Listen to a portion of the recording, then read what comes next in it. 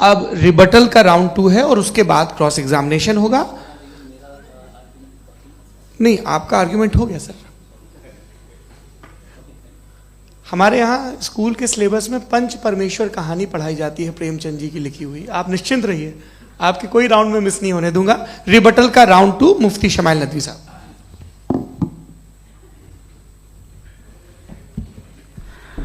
असल में जो हकीकी प्रॉब्लम है, असल प्रॉब्लम है वो ये है कि जावेद साहब के पास कॉन्सेप्ट ऑफ गॉड क्लियर नहीं है। इन्होंने कहा कि कायनात से पहले खुदा तो था, तब भी तो टाइम होगा। ये टाइम कायनात का हिस्सा है। हम खुदा, उस खुदा को मानते हैं नेसेसरी बीइंग का टाइमलेस होना जरूरी है, चूंकि वो टाइम का क्रिएटर है। जब उसने टाइम को क्रिएट किया तो वो खुद टाइम पे कैसे होगा? उसने जब स्पेस को क्रिएट किया तो खुद स्पेस में कैसे होगा? अगर वो टाइम एंड स्पेस को पहले से ही उसका पाबंद है तो फिर किस चीज को उसने क्रिएट किया? लिहाजा ये सवाल गलत है कि खुदा था तो टाइम होगा। बिल्कुल नहीं, टाइम के पाबंद हम है, खुदा नहीं है। हम फिजिकल वर्ल्ड से ताल्लुक रखते हैं, वो मेटाफिजिकल रियलिटी है। दूसरी चीज इन्होंने मिसाल दी कि चाय की केतली हवा में घूम रही होगी, और पता नहीं शायद वो बर्टन रसल का उन्होंने हवाला दिया। बहरहाल यही प्रॉब्लम है। प्रॉब्लम यही है कि हम चीजों के दरमियान डिफरेंशिएट नहीं कर पाते। ये जो आपने मिसाल दी ये इमेजिनेशन है, और मैं जो साबित कर रहा हूं वो लॉजिकल नेसेसिटी है। आप इमेजिन करने आए तो कुछ भी करें, जुपिटर में पिंक एलिफेंट होगा, यूनिकॉर्न होगा, करें, उससे कायनात पे क्या फर्क पड़ता है? उससे आप लॉजिकल नेसेसिटी साबित नहीं कर सकते। मैं तो उस प्राइम कॉज की बात कर रहा हूं, उस नेसेसरी बीइंग की बात कर रहा हूं जिसके बगैर इस कायनात का एग्जिस्टेंस मुमकिन नहीं है। दूसरी चीज, मजहब को साइंस चैलेंज करती है वगैरह वगैरह, ये हमारा टॉपिक ही नहीं है। मैं इस पे बात करूंगा तो फिर मेरा वक्त चला जाएगा। मजहब के ऊपर चूंकि हमारी डिस्कशन नहीं है, साइंस को मजहब और बिलखुसूस मैं और हमारा वर्ल्ड व्यू कम अज कम साइंस को पीछे नहीं करता है, साइंटिज्म की मजम्मत करता है। इसकी वजाहत मैंने पहले कर दी। दूसरी चीज इन्होंने कहा वर्ल्ड का नक्शा लीजिए, वर्ल्ड मैप लीजिए, दो अलग अलग जगह की। हजरत, मैंने ये होमवर्क किया था और मैंने मिडिल ईस्ट का एक नक्शा लिया और यूरोप का एक नक्शा लिया। ये मजहबी इलाका और ये लिबरल और एथीस्ट इलाका। मुझे पता चला कि सबसे ज्यादा रेप केसेस जो हैं वहां पर है।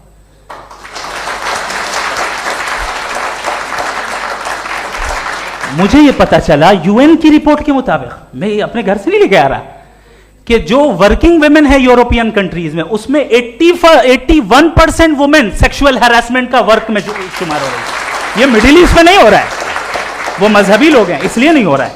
दूसरी चीज, आपने ये कहा कि मजहबी आदमी का अच्छा होना हमारे अच्छे होने से बहुत मुश्किल है, बहुत मुश्किल है। तो इसका मतलब यह है कि गॉड के अलावा आपके पास अच्छे और बुरे का कोई स्टैंडर्ड है। मैं चाहूंगा कि कन्वर्सेशनल स्टाइल वाली डिस्कशन और सेगमेंट पे इसी पे बात कर लेते हैं। Thank you very much.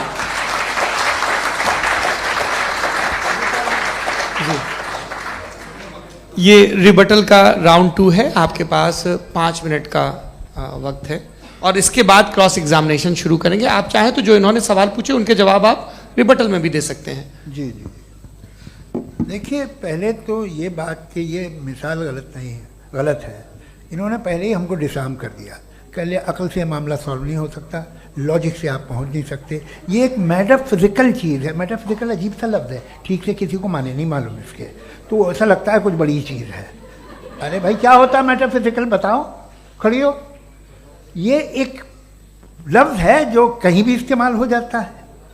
जब आप एक बात कर रहे हैं और आप मुझसे बहस कर रहे हैं तो मुझे मेटाफिजिकल मत बताइए, आप लॉजिकली मुझे प्रूफ किए। और अगर लॉजिकली आप नहीं बात करते साहब ये मेटाफिजिकल है, तो फिर हम आप बात क्या कर रहे हैं?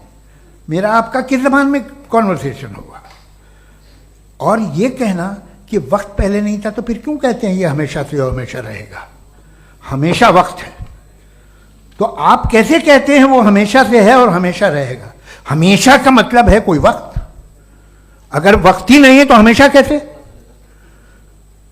बाहर वो रहेगा। अब मैं ये देखता हूँ, आपने कहा ना कि वहाँ रेप ज़्यादा होते हैं, तो हम एक बात देखते हैं कि ये दुनिया जिस पे वो कादर मुतलक है, जिसकी मर्ज़ी के बगैर पत्ता भी नहीं हिलता, ओमनीपोटेंट है, ये दुनिया चल कैसे रही है? और इस दुनिया का हाल क्या है? 45,000 बच्चे जो 10 साल की उम्र से कम थे वो गाजा में मरे। भूख से काला हांडी में बच्चे मरते हैं और डिप्थेरिया से मरते हैं। डिप्थेरिया अजीब मर्ज है, गले में जाली बनना शुरू होती है, बच्चा नीला हो जाता है, गरीब का बच्चा, इसलिए कि उपास इलाज में। ये कादर मुतलक है, जो चाहे कर दे। इससे आप दुआएं मांगते हैं हमारी ये काम कर दे वो कर दे, तो इसका मतलब डे टू डे लाइफ में वो इंटरफेयर करता है और ये देख रहा है वो। अगर वो वाकई भी है फॉर डिस्कशन सेक, तो मैं जब दुनिया देखता हूँ तो मेरे दिल में उसके लिए कोई इज्जत नहीं पैदा होती। ये क्या कर रहे हो तुम पूरे ऑल पावरफुल हो, ओमनीपोटेंट हो, ओमनी प्रेजेंट हो। तुम तो वहां गाजा में रहे होगे ना, तुम हर जगह हो। तुम देख रहे थे कि बच्चे की कैसे धज्जियां उड़ रही, तुम देख रहे थे और तुम चाहते हो मैं तुम्हारी परस्तिश करूंगा, तुम हो भी। अरे यार, इसके अच्छे तो हमारे चीफ प्राइम मिनिस्टर हैं, कुछ तो ख्याल करते हैं। कमाल है, आप किसकी इबादत कर रहे हैं? अगर वो है भी, ये दुनिया नाइंसाफी से, जुल्म से, जबर से, तशद्दुद से भरी हुई है। और आप ये मत कहिएगा कि वो देख रहा है और वो बताएगा एक दिन। अगर वो देख रहा है और इंटरफेयर नहीं करता तो आप दुआ क्यों मांगते? आप कहते हैं मेरा ये काम करा दे, इसके मतलब है वो दखल दे सकता है, वो आपको नौकरी दिलवा सकता है, भले दूसरे आदमी को ना मिले, मगर आपका काम कर देगा चूंकि आपने दुआ मांगी है। तो जब वो आपको नौकरी दिला सकता है, लड़की की शादी कर सकता है, बेटे को ग्रीन कार्ड दिलवा सकता है, तो कम से कम ये जो मर रहे हैं बच्चे, इनको रोक दे, कुछ तो करे। मुझे तो दुनिया में, इस दुनिया का कोई मालिक है, इसका ओमनीपोटेंट कोई रूलर है, और ये दुनिया ऐसी चल रही है। मैं तो चाहूंगा कि भाई ना हो, अगर हो तो बड़ी शर्मिंदगी की बात है। शुक्रिया।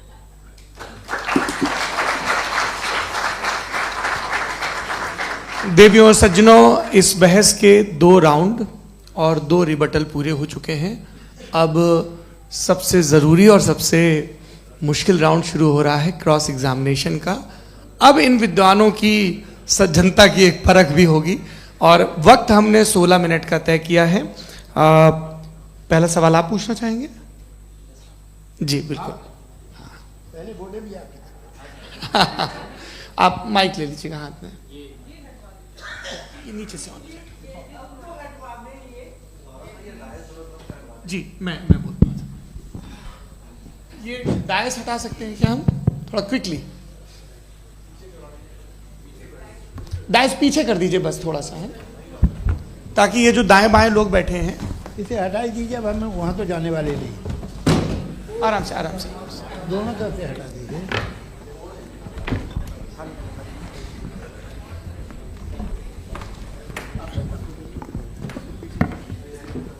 इस बीच आप लोग भी अपने अपने सवाल तैयार कर लें।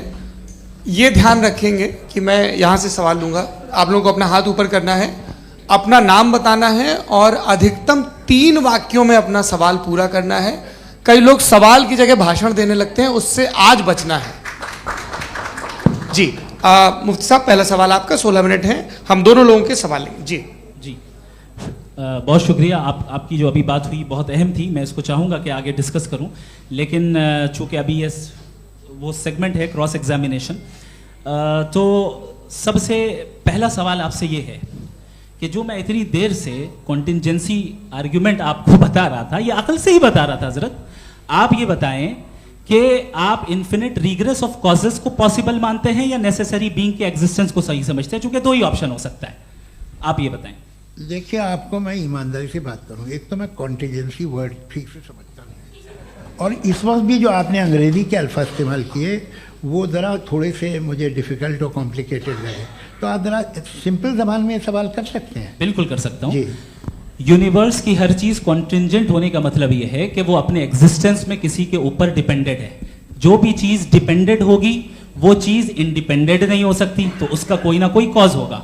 तो अब आप क्या समझते हैं कि ये इन्फिनिट रिग्रेस है, यानी कॉज पर कॉज, कॉज पर कॉज, कॉज पर कॉज, और कभी कोई यानी ये एंडलेसली चलता रहा? क्योंकि अगर ऐसा होगा तो हम तो एग्जिस्टेंस में आते ही नहीं। लॉजिकली ये मुत्तफक अलैह चीज़ है, मुत्तफक अलैह, अग्रीड अपॉन। ओके, इस पे हमने एग्री किया था कि मुश्किल शब्द आएगा तो अर्थ बताना पड़ेगा। तो इन्फिनिट रिग्रेस तो पॉसिबल नहीं है, तो कहीं ना कहीं आपको रुकना पड़ेगा ऐसे नेसेसरी जी। बीइंग पर। नहीं, कोई जरूरत नहीं रुकने की। किसने कहा आप रुकना पड़ेगा? आप रुकते हैं खुदा पे, आप नहीं रुकते। आप कहते हैं वो हमेशा से, जब उस वक्त से है जब वक्त नहीं था। आप कहाँ रुकते हैं कि अब हुआ था वो? आप नहीं कहते। हम क्यों नहीं मान सकते कि यूनिवर्स जो है और बल्कि मल्टीवर्सेस जो है वो हमेशा से हैं, वो बनती है, सब बिगड़ती contingent है। एक हमारे यहाँ एक चीज़ है ब्लैक होल, वो समेट लेता है वापस, फिर ब्लास्ट होता है, फिर फैल जाता है। और इसमें हमारी तो खैर कोई औकात ही नहीं है इंसान की। एक छोटे से जर्रे पे हम 50-60 साल की उम्र रखते हैं, जो करोड़ों अरबों साल की कायनात है उसमें, और पैदा भी नहायत ही बेहुदा वजह से हुए थे। तो इसमें ये सोचना कि इसकी वजूहात और ये क्यों है, ये डिपेंडेंट है, ये हम देख रहे हैं। क्या मालूम, आप सोचिए कि ये जो फैल रही है कायनात, ये कहाँ फैल रही है, ये कहाँ जा रही है, और ये फैल क्यों रही है? अरे बना ली थी तुमने, रुको भैया, काफ़ी है। ये फैल क्यों रही है? ये और कौन सी कायनात जिसे मैं दूरबीन से देखता हूँ तो 2 बिलियन लाइट ईयर पे है, उससे मेरा कोई वास्ता ही नहीं है। 2 बिलियन ईयर यानी अगर मैं 80,000 माइल्स पर सेकेंड से चलूं तो 20 करोड़ साल में वहां पहुंच जाऊंगा। इसकी ज़रूरत क्या थी? ये दुनिया, ये कायनात तो इंसान अशरफुल मखलूक़ात के लिए बनाई गई ना। तो ये सब ये टर्म समझ में नहीं आया। इसमें कोई खास समझने वाली बात थी भी नहीं। ये जो अल्टीमेट कहा यह जाता है कि ये जो पूरी यूनिवर्स है, ये जो दुनिया है, ये इंसान के लिए बनाई गई। अच्छा, ये सब इंसान के लिए। क्यों साहब, सही है ना? बिल्कुल, लेकिन इसका ये मतलब नहीं कि किसी चीज के पीछे रीजन आपको नहीं पता तो रीजन नहीं है, इसे कहते हैं नहीं, from limited perspective। मुझे नहीं पता, लेकिन मेरी जिम्मेदारी नहीं है। वो बिल्कुल सही कहा था उसने, बर्टन रसल ने। आपने उसे मजाक में टाल दिया कि भाई आप एक दावा कर रहे हैं, मैं क्यों कहूं कि ये गलत है दावा? आप प्रूफ कीजिए, मेरे पे जिम्मेदारी ही नहीं है, मैंने थोड़ी कहा है। आप प्रूफ कीजिए कि ये सही है। आप आर्ग्यूमेंट ऑफ कॉन्टिजेंसी आप का जवाब कोई ही नहीं दे सवाल रहे हैं। पूछना चाहेंगे? है? आप सवाल पूछना चाहेंगे मुफ्ती साहब से? क्योंकि ये क्रॉस एग्जामिनेशन का दौर है। आप जैसे पहले बोल रहे थे फेथ को लेके कुछ। मैं ये पूछना चाहूँगा कि खुदा ने जो भी रेवलेशन किए हैं, एक मज़हब के लिए बहुत से मज़हबों में किए हैं, अलग अलग रेवलेशन है। कहीं कुछ एक बातें हैं, कॉन्ट्रडिक्शन भी है आपस में। कहीं कुछ आप कर सकते हैं, कहीं कुछ नहीं कर सकते। ऐसा नहीं है कि सबकी कोड ऑफ मॉरल एक है। तो ये किस्सा क्या है? अब आप ये देखिए कि मुझे कभी कभी लगता है कि जो फुटबॉल फाइनल होता है, लाखों लोग होते हैं, फिर वो टीवी कवर कर, करोड़ों लोग, अगर उसमें खुदा की एक बूमिंग आवाज़ आ जाती, मैं गॉड हूँ, तो सारे लोग अभी सुन लेते और टीवी पे भी सुन लेते, किस्सा खत्म होता। ये इतनी राजदारी क्या है कि तुम सामने कुछ तो सबूत दे दो हमें सॉलिड। ये कह साहब ये यूनिवर्स कैसे बनी, इससे मसला क्या हल होगा? मैं पूछूंगा आपसे खुदा कैसे बना? क्यों नहीं पूछूंगा कैसे बना? बल्कि वो तो कायनात से कहीं ज़्यादा इंटेलिजेंट है, कायनात से कहीं ज़्यादा कॉम्प्लेक्स। जी वो हमेशा से है। आप कहेंगे मैं मान लूँगा। अच्छा, दोयम वो कादिर मुतलक, यानी कादिर मुतलक का मतलब ओमनीपोटेंट, वो जो चाहे कर सकता है। आपको नौकरी दिलवा सकता है, आपकी अच्छी जगह शादी करवा सकता है, आपके पड़ोसी का मुकदमा हरवा सकता है, आपको जिता सकता है, सब काम करता है। थोड़ा सा माइक क्लोज जी। वो इस दुनिया को चला कैसे रहा है? ये दुनिया कैसे चल रही है? आपको इस पर हैरत नहीं होती? या क़यामत के बाद कभी एक जस्टिस होगा, जब ये बच्चा मर चुका होगा, जिसकी धज्जियाँ उड़ गई बम से, इसको इंसाफ मिलेगा तब? अच्छा, अब जवाब दूं? हाँ जी। मैं वही इसीलिए आप की तरफ। सबसे पहले आपने रेवलेशन और स्क्रिप्चर्स की बात की, इस पे मैं बात कर सकता हूं, लेकिन आज नहीं करूंगा चूंकि वक्त कम है। कभी और इस पे डिस्कस करेंगे, मैं तैयार हूं उस पे भी बात करने के लिए। ये अभी से राउंड 2 की भूमिका तय हो रही है। Does God exist round 2? जी, चूंकि आज गॉड के एग्जिस्टेंस पे बात है, तो मैं उसी के रिलेटेड जो है आपके सवालात को एंटरटेन भी करूंगा और मैं भी पूछूंगा। आपने कहा कि आपने साबित ही नहीं किया, जबकि आर्ग्यूमेंट ऑफ कॉन्टिजेंसी बुनियादी आर्ग्यूमेंट है। आप मुझे कॉन्टिजेंसी का मतलब बताइए, आपका मतलब क्या है कॉन्टिजेंसी? कॉन्टिजेंसी का मतलब यह हुआ कि हर वो वजूद जो किसी भी चीज का पाबंद है, हर वो वजूद या हर वो चीज़ जो अपने एग्जिस्टेंस में किसी भी चीज़ के पाबंद है और उससे बाउंड है, उसको उसकी ज़रूरत है, उस पर डिपेंड करती है, तो जाहिर सी बात है कि उसका कोई ना कोई कॉज होता है। ये तो अक्ल की बात है, ये आप रीजनिंग की बात करते हैं, मैं वही कर रहा हूँ। दूसरी चीज़ आपने ये बात कही कि इतने बिलियन लाइट ईयर्स दूर है, उसका मेरा क्या लेना देना। फिर मेरे ख्याल से आपको ये नहीं कहना चाहिए I think therefore I am an atheist. आपको सोचना चाहिए, सिर्फ आप एक लिमिटेड दायरे में रहकर नहीं सोचें, बल्कि बाहर निकलकर सोचें।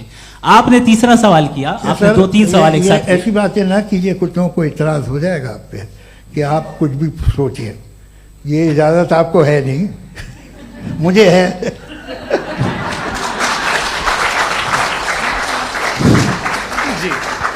आपने प्रॉब्लम ऑफ इविल के ताल्लुक से सवाल किया और बार बार आप एक लफ्ज रिपीट कर रहे हैं कि ओमनीपोटेंट गॉड है, ऑल पावरफुल गॉड है। यही तो दरअसल समझना है कि गॉड का कॉन्सेप्ट क्या है। प्रॉब्लम ऑफ इविल जो है, प्रॉब्लम ऑफ इविल दर हकीकत 2 असम्पशंस पर कायम है। अगर आप इन 2 असम्पशंस को समझ जाएं तो ये प्रॉब्लम नहीं रहेगी, आर्ग्यूमेंट आपको समझ में आ जाएगी कि ये कोलैप्स कर जाता है। पॉइंट नंबर 1, यानी जो आपका सबसे पहला फॉल्स असम्पशन है कि गॉड मर्सीफुल है, ओमनीपोटेंट है, दुनिया में जुल्म हो रहा है। लेकिन आपको यह समझना चाहिए कि हमारे वर्ल्ड व्यू के मुताबिक गॉड सिर्फ ओमनीपोटेंट और सिर्फ मर्सीफुल नहीं है, बल्कि वो ऑल वाइज भी है और वो ऑल नोइंग भी है। उसके हर काम के पीछे हिकमत और विजडम है। ये कोई जरूरी नहीं है कि वो हिकमत और विजडम आपको समझ में आए या मुझे समझ में आए। अगर आप जो समझ रहे हैं उसके मुताबिक आप फैसला कर रहे हैं, ये लिमिटेड पर्सपेक्टिव से आर्ग्यूमेंट है। और इस चीज को हम अपनी दुनिया में, अपने लाइफ में, डेली लाइफ में इस प्रिंसिपल को एक्सेप्ट करते हैं। हम जब किसी डॉक्टर के पास जाते हैं, डॉक्टर के पास जाकर वो अगर उसने हमें कोई दवाई दी है तो हम ये तो नहीं कहते कि जब तक आपके पास जितना नॉलेज और जितना विजडम नहीं है, आपने क्यों ये दवाई दी है, तब तक हम इस चीज को एक्सेप्ट नहीं करेंगे।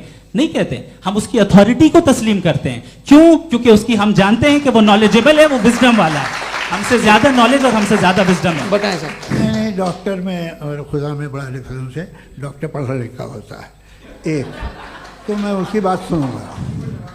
2 ये नहीं, कुछ जवाब तो ये भी नहीं है सर। प्लीज आप अगर सब ऑडियंस से बोलने लगेंगे तो फिर मतलब नहीं सिविलाइज बहस का। मतलब आप ये कहें कि चूंकि आप डॉक्टर पे बिलीव करते हैं इसलिए खुदा पे बिलीव किए, क्या ये मिसाल आपको समझाने के आर्ग्यूमेंट है, इस पे आपको एतराज नहीं है। तो सिंपल बात ये है कि मैं अगर ये यकीन कर लूँ कि एक ओमनीपोटेंट, उसकी मसलहत है, ये जो बच्चे मर रहे हैं ये मसलहत है उसकी, मुझे नहीं चाहिए इसकी मसलहत। उसकी मसलहत नहीं, यही तो समझना है, मतलब एक्सपीरियंस। अच्छा, इस आपने अभी मेरी बात पूरी सुनी नहीं। मैंने कहा आपका पूरा आर्ग्यूमेंट 2 फॉल्स असम्पशंस पर है। एक फॉल्स असम्पशन मैंने बता दिया, दूसरा फॉल्स असम्पशन ये है कि इस दुनिया में इविल के होने का कोई गुड रीजन नहीं है, जबकि हमारे पास बाज रीजंस मौजूद हैं, हमारे पास बाज वजूहात मौजूद हैं। अगर इस दुनिया में इविल ना हो तो आप गुड को डिफाइन कैसे करेंगे? अगर जुल्म ना हो आप इंसाफ को समझेंगे कैसे? अगर तारीकी ना हो तो आप लाइट को समझेंगे कैसे? बहुत अच्छे। अभी और सुन लें, अभी और बाकी है। ये तो बात बहुत पसंद आई साहब मुझे, कि जब तक रेप ना हो तब तक औरतों की इज्जत का ख्याल आपने मेरा जवाब पूरा सुना ही नहीं। जब तक के बच्चों का कत्ल ना किया जाए तब तक आपको बच्चों की मासूमियत की इज्जत। आपने पूरा जवाब सुना ही नहीं। क्या बात है, क्या आपने नुक्ता निकाला? आपने पूरा जवाब सुना ही नहीं। आप सुन लें, मेरी बात सुन लें। ये मैंने आपको एक चीज बताई। दूसरी चीज, इस दुनिया में हम आए हैं टेस्ट के लिए, हमारा टेस्ट हो रहा है और हर इंसान का अलग अलग अंदाज में टेस्ट होता है। और इस दुनिया में अगर इविल मौजूद है तो वो इविल जरिया है हमारे अंदर ह्यूमन नोबल क्वालिटीज को डेवलप करने का और अलग अलग फील्ड में प्रोग्रेस करने का। और अगर हमारे अंदर और इस दुनिया में इविल नहीं होता तो बताइए टेस्ट का मतलब क्या होता? अगर मैं अपने स्टूडेंट को एमसीक्यूज दूं और उसमें सिर्फ राइट आंसर लिख कर दे दूं और कहूं तुम्हारा टेस्ट हो गया, ये मीनिंगलेस है। इस दुनिया में अगर हम टेस्ट के लिए आए हैं तो जाहिर है गुड एंड इविल दोनों मौजूद है। तो अगर गुड एंड इविल दोनों मौजूद है तो ये इविल भी खुदा का बनाया हुआ है? जी हाँ, खुदा का बनाया हुआ है। लेकिन अच्छा, चलो अच्छी बात। जी बिल्कुल, तो बिल्कुल खुदा ने बनाया। अभी तो ये है कि जो मेजॉरिटी है दुनिया में वो इविल है, तो ये खुदा एक्चुअली इविल के साइड पे लग रहा है मुझे। बिल्कुल भी नहीं, मैं बताता हूं। मेजॉरिटी में तो वो है। क्या बात कर रहे हैं भाई आप? मैं बहुत कोई भी जो मुंसिफ होगा, चाहे आपका अपना घर हो जिसके आप सबसे बड़े हैं, चाहे आपकी ऑर्गेनाइजेशन हो जो आप चलाते हैं, वहां पर आप इवल रखेंगे साबित करने को कि बाकी लोग शरीफ हैं। मेरी बात सुनिए। क्या ये आर्ग्यूमेंट ही गलत है? अगर- कि जब तक के कोई इवल नहीं होगा तब तक के शरीफ आदमी शरीफ नहीं लगेगा। अगर एग्जामिनर गलत ऑप्शन दे रहा है तो एग्जामिनर इविल नहीं हो गया, जो गलत ऑप्शन को सेलेक्ट कर रहा है वो फेल होगा। क्रिएटर ने इविल को बनाया है लेकिन वो इविल नहीं है। अच्छा। सुनिए मेरी बात, एक- एक- लेट मी एक- कंप्लीट एक- एक- सर, हाँ। Let me complete sir. जी जी। क्रिएटर ने इविल को बनाया है टेस्ट के लिए, वो इविल नहीं है। इविल वो होगा जो उसे इख्तियार करेगा। छुरी को बनाने वाला गलत नहीं होता है, छुरी का गलत इस्तेमाल करने वाला गलत होता है।